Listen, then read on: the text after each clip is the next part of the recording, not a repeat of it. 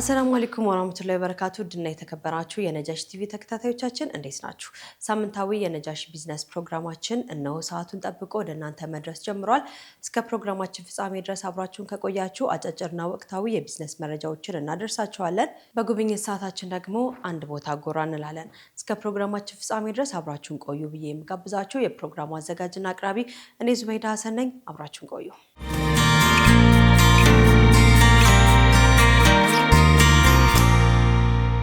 ቀዳሚ የምናደርገው መሰናዷችን አጫጭርና ወቅታዊ የቢዝነስ መረጃዎችን ነው። ከሀገር ውስጥ የቢዝነስ መረጃችን እንጀምራለን።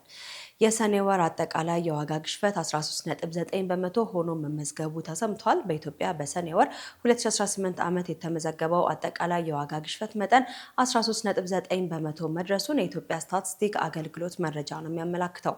በዚህም አጠቃላይ የዋጋ ግሽበቱ ከግንቦት ወር ማለትም ከ13.4 በመቶ ጋር ሲነጻጸር በ0.5 በመቶ ጭማሪ ታይቶበታል ተብሏል። እንደ አገልግሎቱ መረጃ ከሆነ የምግብና አልኮል ያልሆኑ መጠጦች የዋጋ ግሽበት 15.1 በመቶ ደርሷል። ይህም በዋናነት በአትክልት፣ ስጋ፣ የወተት ተዋጽኦ፣ እንቁላል፣ ፍራፍሬ፣ ዘይትና ስኳር ዋጋ ላይ በተመዘገበው ጭማሪ ሳቢያ የተከሰተ መሆኑም ተዘግቧል።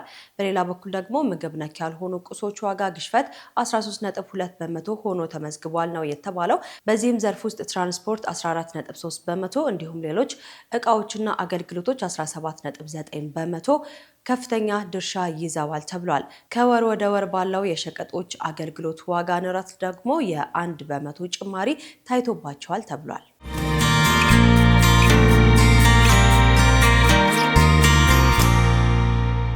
ወደ ቀጣዩ የሀገር ውስጥ የቢዝነስ መረጃችን ስናልፍ የኢትዮጵያና የተባበሩት አረብ ኤሚሬት የንግድ ትስስር የሚያጠናክር የቢዝነስ ፎረም በዱባይ ሊካሄድ መሆኑ ተነግሯል። የአዲስ አበባ ንግድ ዘርፍ ማህበር ምክር ቤት ወይም ደግሞ አዲስ ቻምበር ከዱባይ ንግድ ምክር ቤትና ከተባበሩት አረብ ኤሚሬት የኢትዮጵያ ኤምባሲ ጋር በመተባበር የቢዝነስ ፎረሙን በዱባይ ሊያካሂዱ መሆኑን የተነገረው። በቢዝነስ ፎረሙ ላይ ከ40 በላይ የሚሆኑ የአዲስ ቻምበር አባል ኩባንያዎችና ባለሀብቶች የሚሳተፉበት ይሆናል ተብሎ የሚጠበቃል። የሁለቱ ሀገራት የንግድ የኢንቨስትመንትና የገበያ ትስስር በማጠናከር የኢትዮጵያ አምራች ላኪዎችና አገልግሎት ሰጪዎች ከአቻ የዱባይ ኩባንያዎች ጋር ፊት ለፊት ማገናኘት የመድረኩ ዓላማ ነውም ተብሏል። ይህ መድረክ አባል ኩባንያዎቹ ዓለም አቀፍ ተወዳዳሪነታቸውን እንዲያሳድጉና የውጭ ኩባንያዎችም ወደ ኢትዮጵያ ገበያ ለመሳብ ትልቅ ሚና ይኖረዋል መባሉን ካፒታል ዘግቦታል። የኢትዮጵያና የተባበሩት አረብ ኤሚሬት የንግድ ልውውጥ በቅርብ ጊዜ ውስጥ ከ6 ቢሊዮን ዶላር በላይ መድረሱ የተገለጸ ሲሆን ይህም የሁለቱ ሀገራት የኢኮኖሚ ግንኙነት እያደገ መሆኑን የሚያመላክት መሆኑን ያሳያል ተብሏል። ይህ የንግድ ፎረም በፈረንጆቹ ዓመት መስከረም 2 ቀን 2026 ይካሄዳል ተብሎም ይጠበቃል።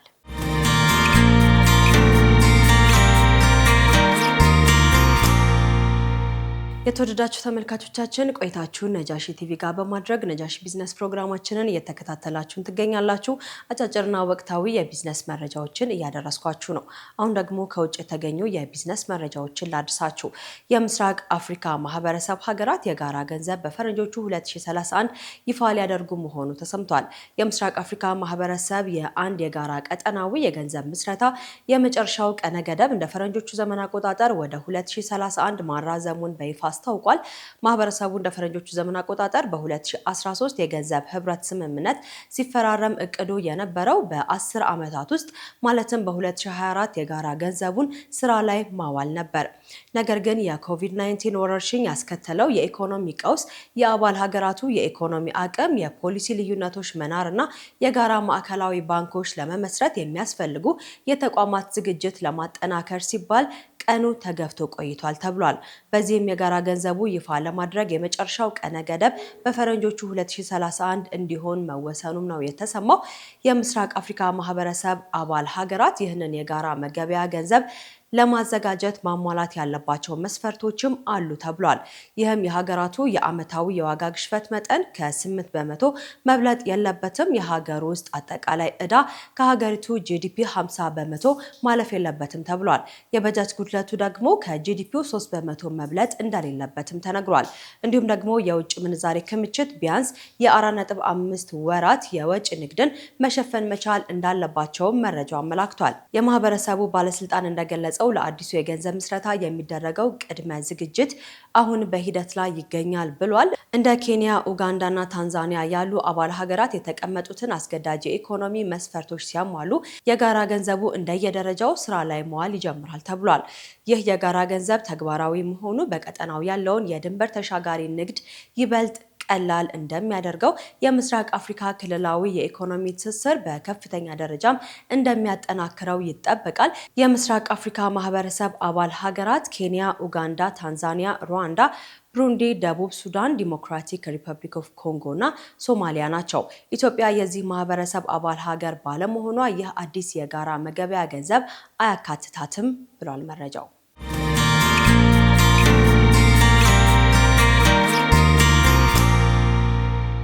ተመልካቾቻችን ለዛሬ መጨረሻ ያደረግነውን የቢዝነስ መረጃ ደግሞ ላድርሳችሁ። የምግብ ክፍያ በኡምራ ቪዛ ዋጋ ላይ ሊካተት መሆኑ ተሰምቷል። ሳዑዲ አረቢያ የኡምራ ተጓዦችን አገልግሎት ይበልጥ ለማሻሻል የሚያግዝ አዲስ የቪዛ ፖሊሲ ማሻሻያ ማድረጓን አስታውቃለች። በዚህም አዲስ መመሪያ መሰረት ማናቸውም የኡምራ ቪዛ በሚሰጥበት ጊዜ ዕለታዊ የግዴታ የምግብ ክፍያ በቀጥታ ከቪዛ አገልግሎት ዋጋ ጋር ተጠቃሎ እንዲከፈል ይገደዳል ተብሏል። ይህ ውሳኔ የተላለፈው የኡምራ ተጓዦች ወደ ቅዱስ ስፍራው ከመምጣታቸው በፊት አስተማማኝና ጥራት ያለው የምግብ አቅርቦት አስቀድመው መያዛቸውን ለማረጋገጥ መሆኑን የሳዑዲ አረቢያ የሐጅና ኡምራ ሚኒስቴር ገልጿል። አዲሱ የጥቅል መመሪያ ፈቃድ ያላቸው የኡምራ አስጎብኚ ድርጅቶችና የጉዞ ወኪሎች የምግብ አገልግሎት በቪዛና ፓኬጅ አሰራራቸው ውስጥ አስገዳጅ አድርገው እንዲያካትቱ ያስገድዳል ነው ያለው መረጃው። በተሻሻለው ስርዓት መሰረትም ምዕመናን በቀን ለንሱክ የምግብ ቫውቸር 20 የሳዑዲ ሪያል ያህል ይከፍላሉ ተብሏል። መጠኑ ለብቻው ከመክፈል ይልቅ ወደ ቪዛ ክፍያው ይካተታል ነው የተባለው።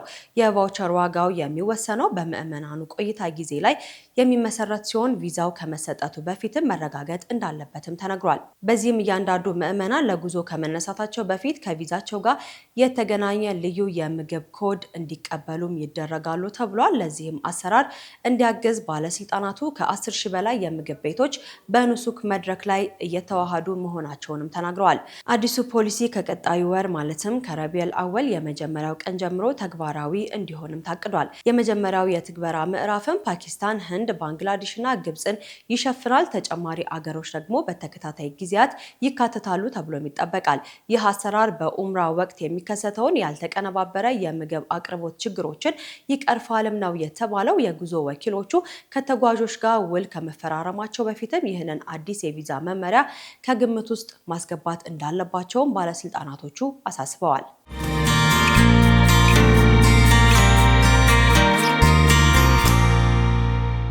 አጫጭርና ወቅታዊ የቢዝነስ መረጃዎችን በተከታተላችኋቸው መልኩ አደረስኳችሁ። አሁን ደግሞ ወደ ጉብኝት ሰዓታችን ነው የምናልፈው። በዛሬው የጉብኝት ሰዓታችን ወደ አንድ ቦታ ጎራ ብለናል። ይህም እንግዲህ አቢሲኒያ ባንክ ማህበራዊ ኃላፊነቱን ከመወጣት ረገድ እየሰራ ካላቸው ስራዎች መካከል ትምህርት ቤቶች ላይ እየሰራ መሆኑ ይታወቃል።